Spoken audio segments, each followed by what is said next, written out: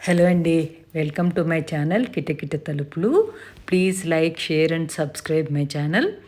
ఈరోజు నేను గోధుమ రవ్వతోటి ప్రసాదం చూపిస్తాను. కేసరి. ఇది ఏ కప్పుతోటైతే రవ్వ కొలుచుకుంటున్నామో ఆ కప్పుతోటి 2 కప్పులు నీళ్ళు, 1 కప్పు పాలు ఒక గిన్నెలో వేసుకుని స్టవ్ మీద పెట్టి స్లోలో పెట్టుకుని ఉంచుకోండి. వేడెక్కుతూ ఉంటాయి. ఇవి మరగక్కర్లేదు, వేడెక్కితే సరిపోతాయి. ఈలోగా ప్రాసెస్ చేసుకునే లోపల వేడెక్కుతాయి అన్నమాట. ఇది గోధుమ రవ్వతోటి మీకు బొంబాయి రవ్వకి గోధుమ రవ్వకి కొద్దిగా డిఫరెన్స్ ఉంటుంది. గోధుమ రవ్వలో చాలా రకాలు ఉంటాయి. సన్నగా ఉంటాయి, లావుగా ఉంటాయి. ఇప్పుడు నేను తీసుకున్నది హోల్ వీట్ గోధుమ రవ్వ.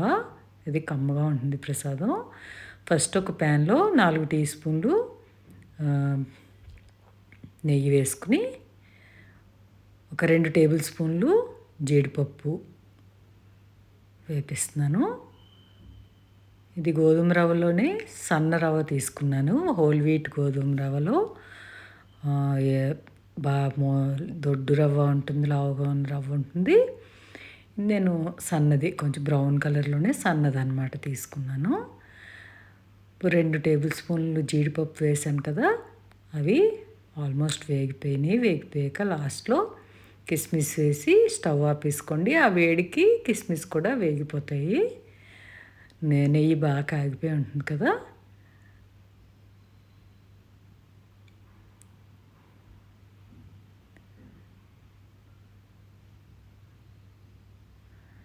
కిస్మిస్ వేసాక ఎక్కువ వేడి చేయని అవసరం లేదనమాట.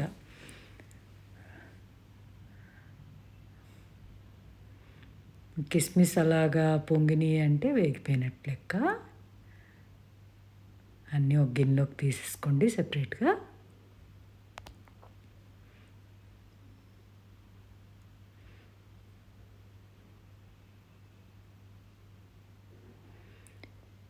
ఇది నేను వాడింది హోల్ వీట్ రవ్వ. ఇది అదే జీడిపప్పు కిస్మిస్ తీసేసిన తర్వాత అదే ప్యాన్లో మళ్ళీ స్టవ్ వెలిగించుకుని గోధుమ నూక వేసి వేపిస్తున్నాను. ఇదంతా సన్న మంట మీదే లో ఫ్లేమ్లోనే పెట్టుకోండి. ఇది బాగా కమ్మటి వాసన వచ్చే వరకు వేపించుకోండి, మాడనివ్వకండి. చివరి వరకు కూడా లో ఫ్లేమ్లోనే పెట్టుకోండి. ఓ పక్కన పాలు పొయ్యి మీద వేడెక్కుతున్నాయి. సో వేడి పాలు వేయటంతో ఏంటంటే నూక బాగా ఉడుకుతుంది.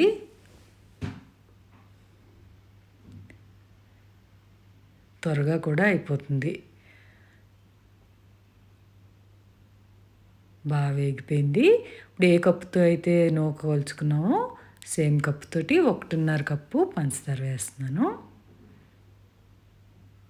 1.5 కప్పు అంటే కప్పుకి కప్పున్నర పంచదార అనమాట వేసి బాగా కలిసేలాగా కలిపేసుకుని వేడెక్కిన పాలు ఉన్నాయి కదా, అవి పోసేస్తానమాట.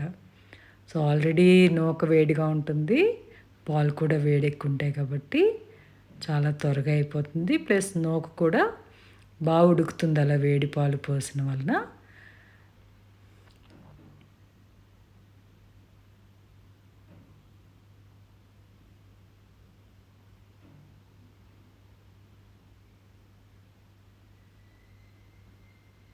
బాగా కలుపుకోండి, వదలకండి స్టవ్ మీద, త్వరగా అయిపోతుంది. ఇది మాడిపోయే ఛాన్స్ ఉంటుంది. ఇప్పుడు మళ్ళీ 2 టీ స్పూన్లు నెయ్యి వేస్తున్నాను. మొత్తం మీద నెయ్యి ఒక 10-12 స్పూన్ల వరకు నెయ్యి పడుతుంది. అంత నెయ్యి వేస్తేనే టేస్ట్ వస్తుంది గోధుమ నూకకి. ఏదైనా సరే కేసరి చేసుకున్నప్పుడు నెయ్యి బాగా వేసుకోండి. ఒక 1/2 టీ స్పూను యాలకి పొడి,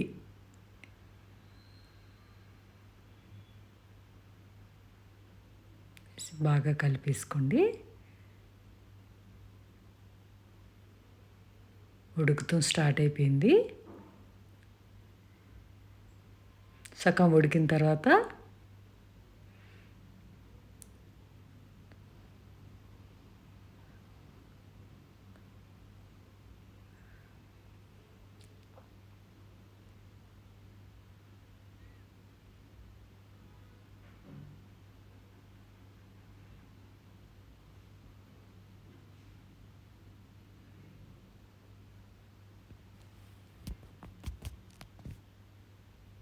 సగం వరకు ఉడికిపోయింది. ఇప్పుడు 4-6 టీ స్పూన్లు నెయ్యి వేసుకోండి. 4కి తక్కువ వేయకండి. తర్వాత మనం ఇంకా ఒక 2 స్పూన్లు వేసుకున్నా బాగుంటుంది. ఇలా కలుపుకుంటూ వేసుకోండి నెయ్యి.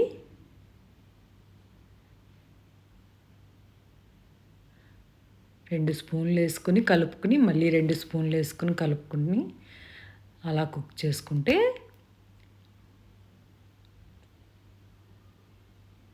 బాగుంటుంది టేస్ట్.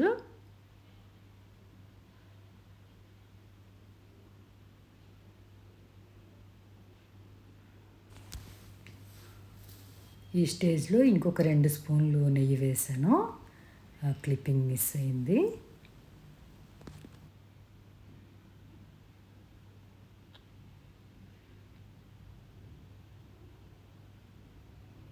ఇది ప్యాన్ నుంచి సెపరేట్ అయిపోతాం స్టార్ట్ అయింది అంటే రెడీ అయిపోయినట్టు లెక్క. అప్పుడు వేపించి ఉంచుకున్న జీడిపప్పు కిస్మిస్ వేసి బాగా కలిపేసి స్టవ్ ఆపేసుకోండి. ఈ స్టేజ్లో మీకు ఇంకొక స్పూన్ నెయ్యి వేసుకున్న 2 స్పూన్లు బాగుంటుంది. అదండి మరి గోధుమ నూక ప్రసాదం. Thank you for watching.